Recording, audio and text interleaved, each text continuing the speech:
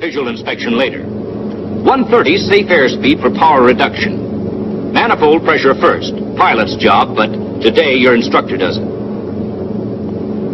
Then RPM. You'll find it all in the tech orders and your checklist. Co-pilot trails cowl flaps, returning each valve to the locked position.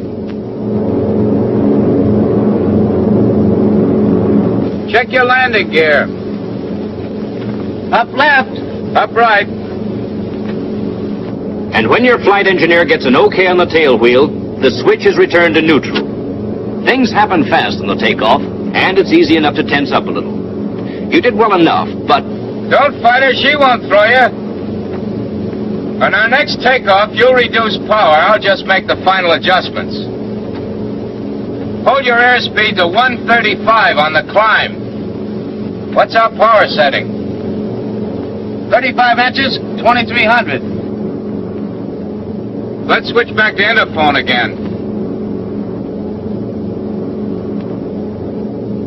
Do you always use this power setting for climbing? Yes, with 91 grade fuel and up to 30,000 feet. If you're climbing on instruments, you should hold your airspeed at 160. Are you keeping her trimmed? Turbo and throttle settings always depend on altitude. For instance, if we'd taken off from a sea level field, we wouldn't need turbo or even full throttle for the early part of the climb. Another thing, always cut down manifold pressure before RPM. What's your altitude? We're nearly 1,000 feet above the field. Fuel boost pumps off? At 1,000 minimum. Check fuel pressure before and after.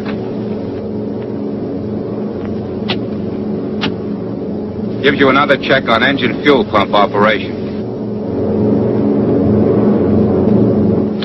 Look at your manifold pressure. Manifold pressure will creep up steadily on the climb if you don't watch it. As free air pressure decreases on the climb, the pressure differential across the turbo buckets increases. Gives you higher turbo speed and more pressure from the blower.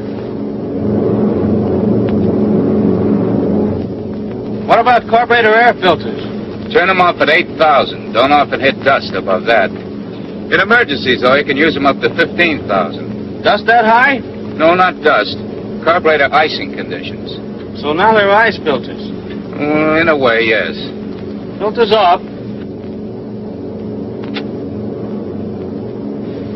Filters take air from inside the wing. In the kind of weather that ices up carburetors, air inside the wing is drier and warmer than that you'd get from the ram air intake. Filter lights green, filters off. Check your manifold pressure. Turning the filters off increases the manifold pressure about 1.5 inches. With carburetor icing conditions, of course, you'd use intercoolers hot, but you won't normally get carburetor icing above 12,000. And up there, you'll always want intercoolers cold. Thin air means higher rate of compression from the supercharger, and compression makes heat. In the wrong places. Nearly always in the wrong places. You level off at 10,000 feet and cut her down to the proper setting for maximum long-range performance on 91 grade fuel. Manifold pressure down first to 28 inches. RPM next. You make this adjustment with one eye on the airspeed indicator, because you use whatever RPM needed to get 150 miles per hour indicated. In this case, with your